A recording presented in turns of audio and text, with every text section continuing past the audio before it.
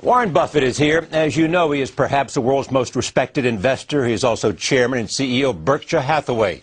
He has been on this program many times. I last spoke with him over a year ago at the peak of the worst economic crisis since the Great Depression. At that time, he said that America had been struck by an economic Pearl Harbor. But much has changed since then, and he's here to tell us how he views a global and American economy in recovery. His own company reflects the progress made in recent months. Last week, Berkshire Hathaway struck a $26 billion deal to buy all of Burlington Northern Santa Fe Railroad, the largest acquisition in company history. He called the deal an all-in wager on the American economy. He's in New York for a town hall event that he held with Bill Gates at Columbia University yesterday.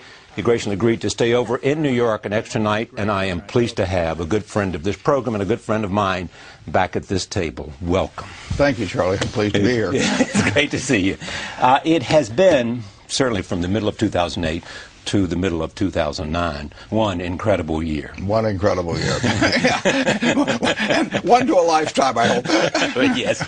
Tell me about it for you. Well, it really was an extraordinary time in this country. We came closer to a financial meltdown than certainly any time I've ever seen, and probably in certain respects even there was even more panic than the Great Depression because it came on so fast and so unexpected, and the whole country wanted to deleverage, corporations, individuals, and fortunately we had a government that responded. And it was when we talked last that it was a little question of whether Congress would respond like they should. They finally did, and I felt they would in the end. I mean, in the end, they come together for things that are this vital to the country. But we had the right people in Washington. If we'd had a group that had behaved like a deer in the headlights, that deer would have gotten run over. Yeah. So Paulson and Bernanke and Geithner were the right people at the right time. And you don't know what might have happened if others had been in those positions of power. No, I can think of others. I'm not going to name them, but I can think of others where the ending would have been with us in the abyss rather than just peering down into it. You made some investments during that period, right? General Electric, Goldman Sachs. Goldman Sachs. But you just pulled out the big elephant gun. We may have used most of our powder in that. Well, you said I stretched to the last nickel for this one. Yeah. Why did you do it?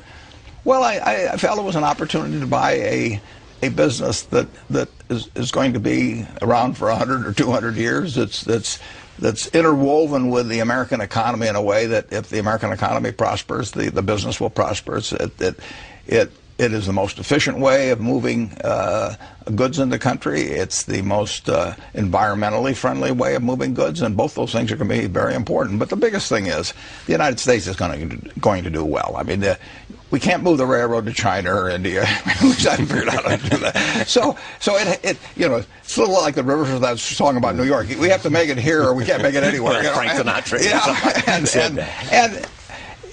But it does move 400 it moves a ton of goods 470 miles on 1 gallon of diesel. It replaces a train replaces 280 trucks on the road, and it emits far less into the atmosphere that's damaging than trucking. And it moves 40%. When I'm talking about the whole rail industry, it moves 40% of the goods plus. And you have new port of entries like Houston that will bring in a lot of goods through the Panama Canal. And we're going to have more people in this country, and they're going to be using more goods over time.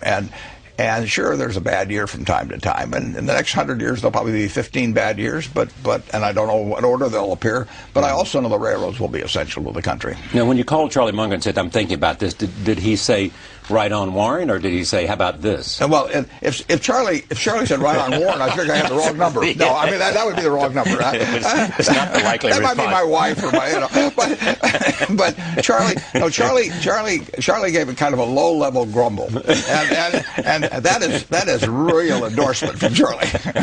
But I mean, he also pointed out, it is said that there was this was a regulated industry. Sure. This was an industry that was capital intensive. Very capital intensive. This was an industry. You spend money. That was unionized. It was unionized. You spend money in this business regularly, every day. You're spending a lot of money, repair track, or add rolling stock, whatever it may be. So it's capital intensive, and it is regulated, and it will continue to be regulated. It will continue to be capital intensive. I think that what the service provided by railroads is so important in many ways. I mean, it's the right way to move goods around the country to the extent that you can do it, and it's far more attractive in terms of global warming than using trucks, for example. So it will be here, and if we get a reasonable return on the added capital investment, because it'll take added capital investment, we'll do okay. And reasonable return's good enough?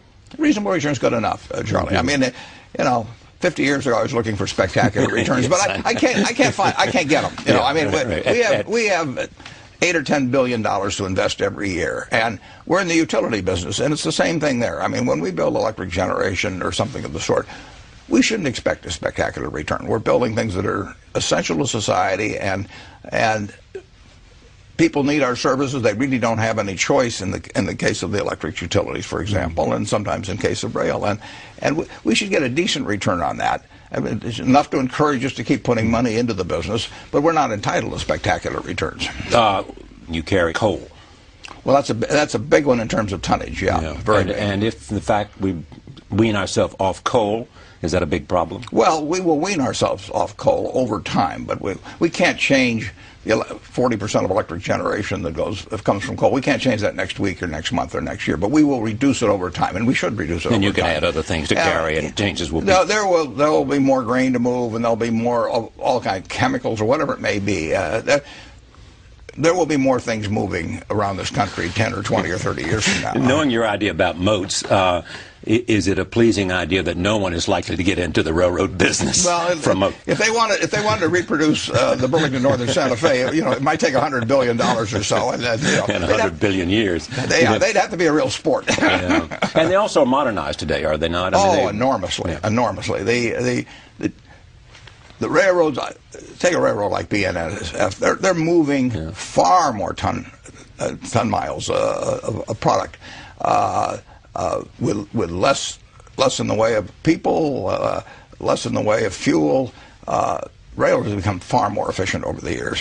There were 1.5 million people employed in the rail industry after World War II.